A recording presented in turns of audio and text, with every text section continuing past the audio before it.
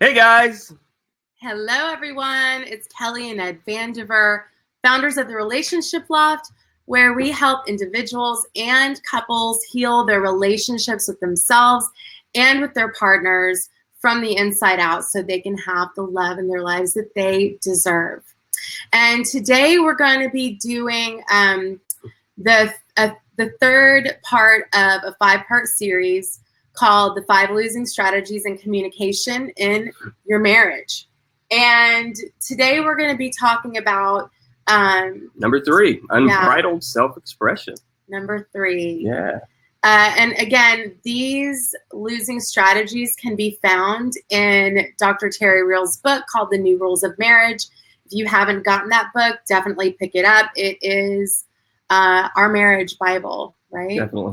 And we have all of our clients get it. So today's topic is all about the losing strategy, unbridled self-expression, the third losing strategy. And we're going to get into what it means and what it looks like so that you can become self-aware around this pattern and losing strategy if it's something that yourself or your partner is struggling with. And many people are, believe me. Yeah, I mean, unbridled self-expression is, one of my losing strategies for sure. And it's definitely one of mine. Yeah. And the thing to understand is whatever your losing strategy profile is, when you find yourself, getting tripped up by this and you're in a losing strategy pattern, you're going to trigger your partner into their losing strategy pattern. Definitely. And so, yeah, that's why we're doing this series, so that you can be self-aware, notice when you're in your losing strategy so that you can shut it down and stop. Yeah. Okay? So what is unbridled self-expression anyway? So unbridled self-expression is really when we are venting and really spewing forth. It sounds kind of like, hey, let me tell you how pissed off I am at you. And in precise detail, just how miserable you're making me feel right now. Yeah. Or all the time, whenever we have a discussion around any topic or whatever. Yeah. Yeah, but it's really... It's the barf bag approach to communication. Intimacy. Yeah, and communication, which is a horrible dysfunction. Yeah. Yeah. And like you said, what happens is we trigger our partners a lot of times from that same place. And how do we generally respond? The same way as our partners. And that's why we're talking about this, because the dysfunction is usually, if one person is in dysfunction, they're usually calling forth the other person's dysfunction in the communication. Yeah. And that's why we really want people to understand and learn how to identify when you're in these places around and become aware, so that you don't have to find yourself in the same place, having the same discussion the same way, Absolutely. Yeah. And toxic venting is a huge loser. It does not work. When we're working with clients, one of the rules is there's no toxic venting about your partner. That's just one of our rules. Yeah. Because it is not... it's not healthy. It's not healthy, and it's not what you want to focus on. No. And overall, it's just not conducive to creating a healthy mindset. Healthy mindset, but also a healthy platform for communication. Right. So again, we definitely just want you to become aware, and if you find yourselves in these patterns, learn how to catch yourself before you start doing the same things and acting the same way. Yeah. Yeah. And we'll get into solutions a little later in our talk today. So if we're keeping it real on venting, okay, when you are hurt and you're angry and you're spewing forth, that is not being authentic, right? It's just being a jerk. And I mean, usually coming from a child, we call it the adaptive child part of you usually shows up. Yeah. Yeah. And venting is not an inalienable right. No.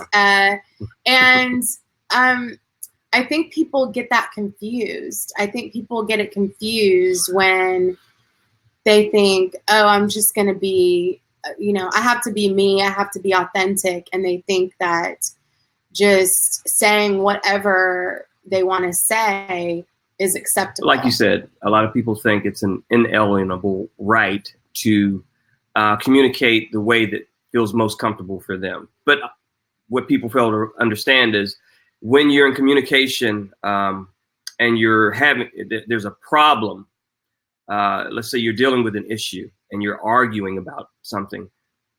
If you're not in a mature stance, you will say things that you don't really mean. Right. Okay. And you will communicate to your partner in ways that don't show healthy signs that you're really interested, invested in hearing them also. So this is why this is part of the problem that becomes an issue over time when you find yourself having the same arguments over and over again around certain issues. It's not so much what you're talking about, it's how you're communicating. Right. Okay. Right. And what you're saying and the way that you're saying it is more important in your communication than oftentimes what you're actually, your beliefs are around the conversation. It's how you choose to communicate with your partner that assures them that you are there for them, you're on the same team, and you want to resolve this with them, okay? And you don't want them to just feel blamed, but that's where most times we come from in the dysfunction of unbridled self-expression. We spew forth usually from an angry place, and it's usually our own personal stuff that we're dealing with. Always. And we're not talking to anyone about. We're not really talking about that part of us where it bothers us. There may be some insecurity. There may be just any number of things that we just don't know how to communicate. Men fall into this category most of the time because we just really don't know how to communicate from an emotional stance. And more often than not, we're holding on to things because we either feel like it's somewhat feminine to open up to our partners a lot of times because we haven't learned how to do that. So this is where we most of us men fall into this category of unbridled self-expression. I know I've done it when we've communicated around a number of different issues. And as I worked on myself, I began to go, I need to really tell her what's bothering me and why this is bothering me. Or maybe why I have such a hard time talking about it altogether. And most times that you get triggered and go to that place, it's because, right, like there's never an excuse, right? No. There's never an excuse. No. However, whenever you have gotten triggered, it usually has something to do with the way that I have addressed you. Yeah. Right. Yeah. But again, and this is why we're bringing it up. When you're working on yourself and you've learned how to become conscious of when you are showing up in a certain way, especially dysfunctionally, it's your duty and your job to become aware that, this is the practice of doing what we do. Becoming aware of our emotionality, our feelings in that moment, and using the healthy tools and skills that we've learned and applying them. Exactly. So what you have to do is take the time and stop and go, look, you know what? I'm feeling a certain way. Yeah. I don't want to say anything out of the way or hurtfully towards you. Right. So what I'm going to do is I'm either going to take a step back, I'm going to take a moment, gather my thoughts, disengage and just kind of calm down a bit so that I don't say anything just off the cuff. Right. Right. From a place of just genuine anger rather than thoughtful and constructive, healthy communication around the issue. Yeah. So constructive expression. So I say that to say that I still am at fault sometimes when we have certain discussions. You are too. The fact that we trigger one another in those ways, it just reveals to us again that part of us inside of that part of us that has to be healed. Yeah. Okay. So that's where it plays. It's actually favorable for you if you're able to become aware of it and use it as a constructive tool for healing yourself and creating a better way of communication with your partner. Totally. Yeah. So you can vent. So you have two choices, right? In these moments, you can spew forth your toxic venom to your partner, which is damaging to the relationship. Right. Or you can move toward a solution. Yeah. And so what we would ask of you in those moments, and what we ask of ourselves when we're able to get into that mature part of our brain and function from that place, is, which one is more important, and which part of ourselves do we want to feed, right? Do we want to feed that place of negativity and toxicity and ego? Yeah.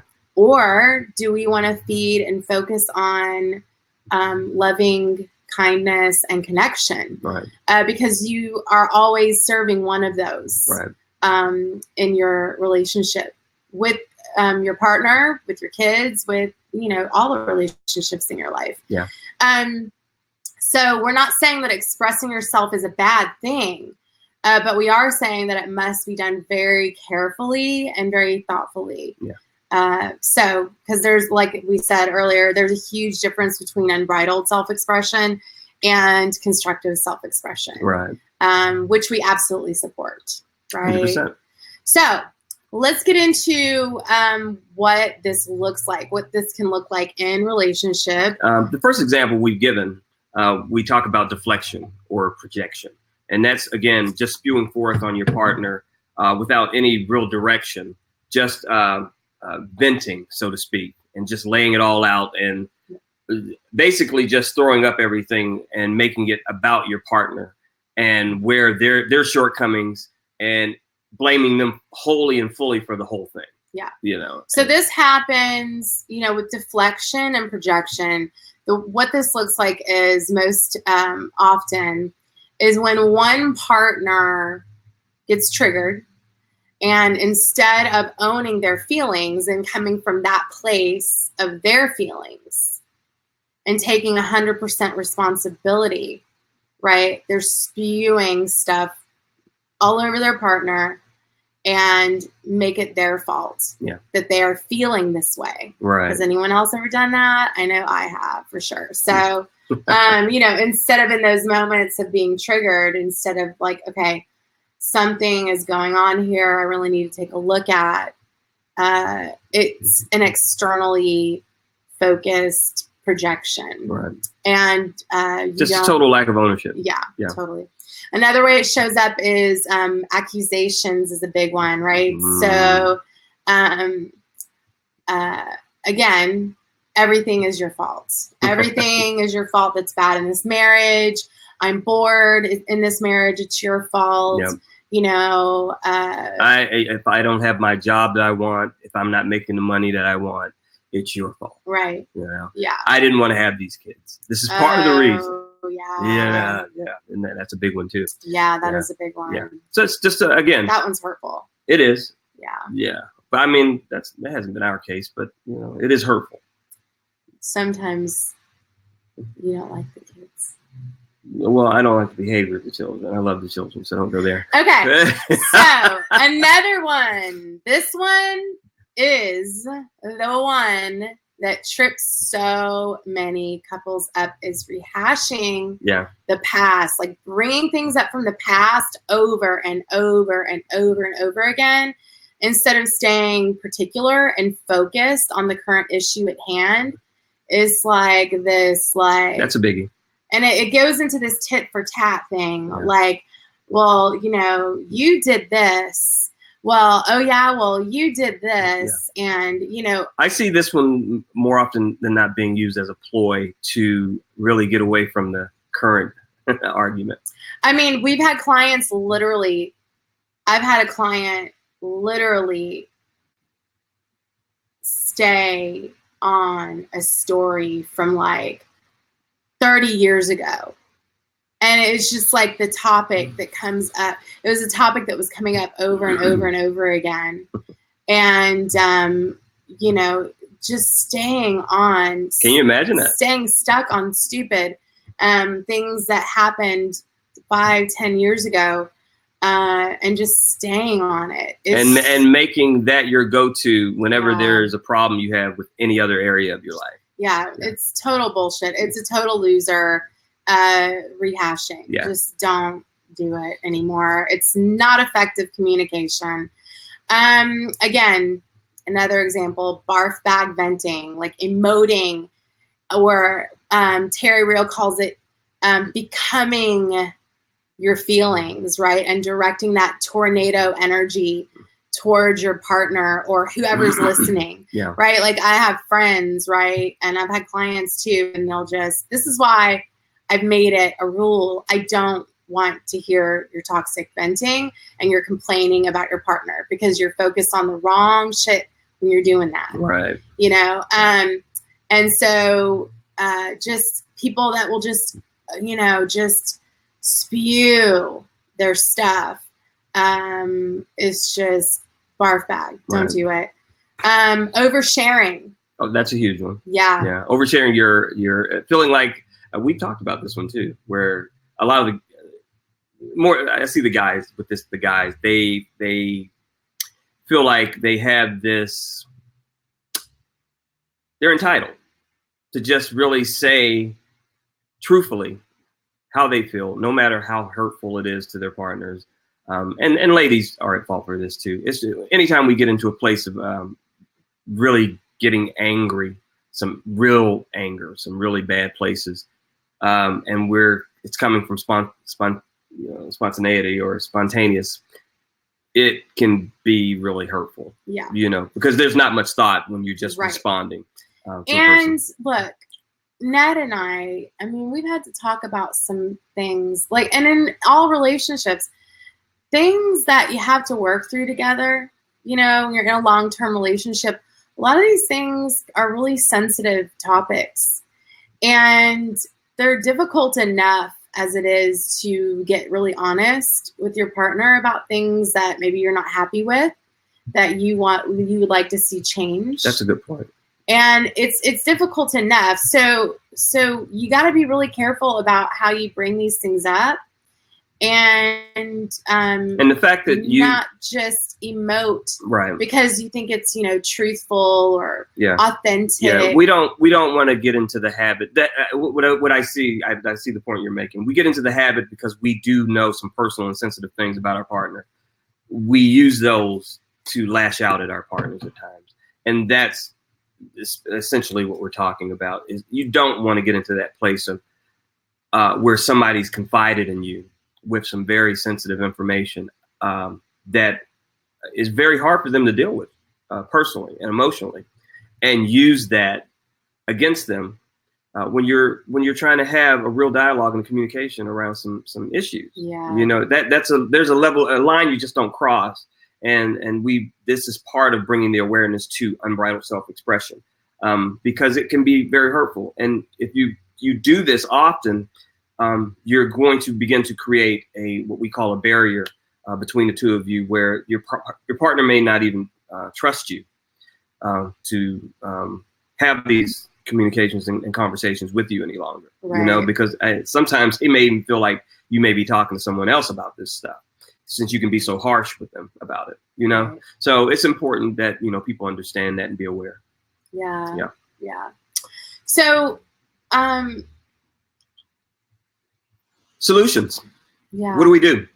How do we go about resolving some of these things? So I would say, first thing is notice when you're in the pattern, you know, notice it, own it, and, you know, shift out of it. Yeah. And the way you do that is when you feel the emotional whoosh, is what we call it, come over you. You disengage. When you feel your heart rate go up, when you feel yourself is about to say something mean and lash out, stop yourself, disengage, take a time out.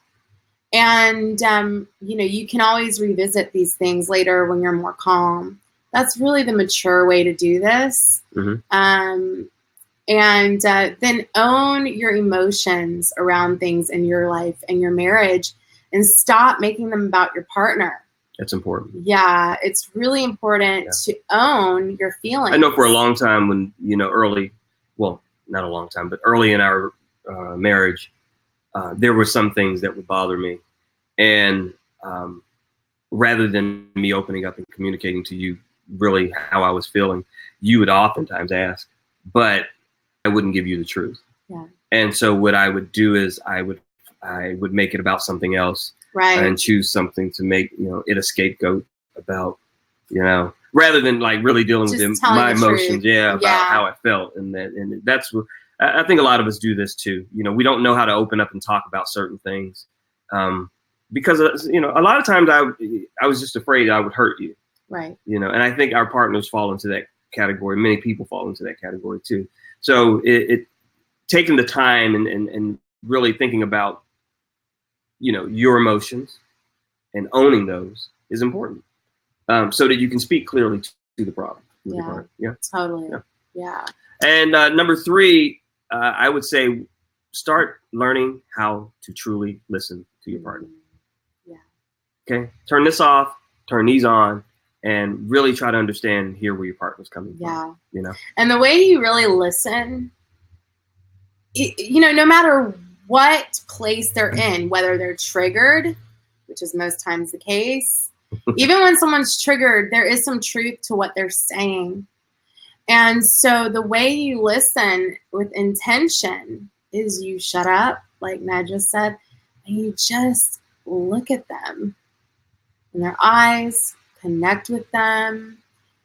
And it takes practice. Breaths, it takes practice. Yeah. And really genuinely get curious and wonder where they're coming from and connect with them from your heart space. Yeah. You got to get out of the ego space, though, to do this. When you're talking about connection, you got to get out of your own way, and you really have to get into the energy of your partner and feeling where they are so that you can connect with them. And we talk about energy all the time. And, most of what people are spewing forth in the way of unbridled self-expression is negative energy. Toxic negative energy. Yeah. And that's why it feels so bad around those conversations. So if one of you can take the time and just kind of close off and cut off that ego part of yourself and open up to your partner and learn how to listen effectively, it will change things between the two of you. Yeah, totally. Big time. Another part of the solution is being a generous giver. So give your partner what they're asking for and give it to them. Give to them what you want from them. It's really important when we're talking about the transformational process in any area of your life. In your relationship, your marriage is no different.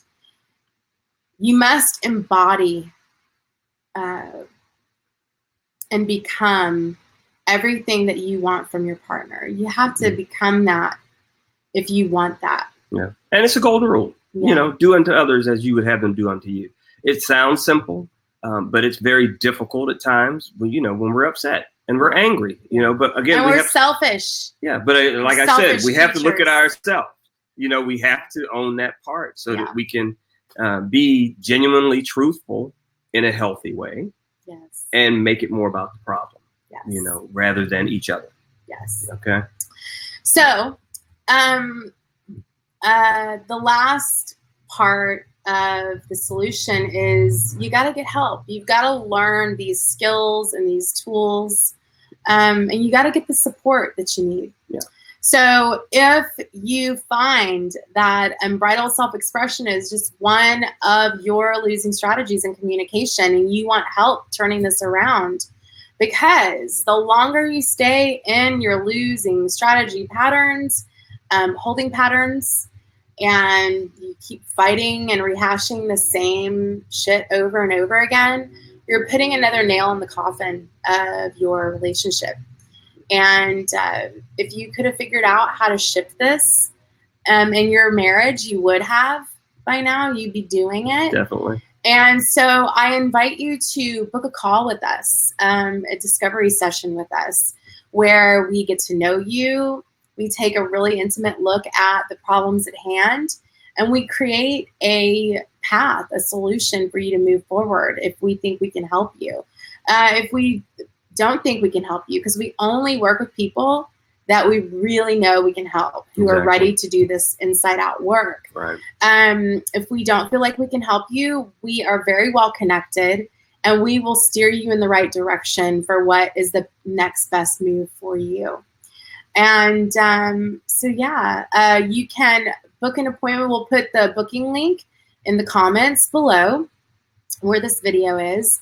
And also, please share this video with anyone that you think needs to hear this message, because it can be very isolating to be in a crappy marriage situation, because these aren't things that you just want to share with everyone, right? Like, because most people they have a hard time opening want everyone to think everything is perfect. That's not the case. We know that. Right. Yeah. And so it can be very isolating, and people need support. People need help. And so share this video, like it, and spread also, the word. Yeah, and also, if you really like what you see, subscribe to our channel, because we have a host of other different videos there that can really speak to some of the problems that a lot of people have in their relationships. Absolutely. And we talk about many of the solutions. Yes. Okay, and so there's a library that we're building there for people to just really help them around some of these common issues that they're having in their marriages. Yeah. And that's at the Relationship Loft on YouTube. You can also call us at the Loft to book a discovery call or to ask any questions that you have. And the number is 678-721-4244. We work with clients locally as well as all over the world. So thanks so much for tuning in, you guys, and we'll see you on the next episode. Thanks, guys. Bye. Bye-bye.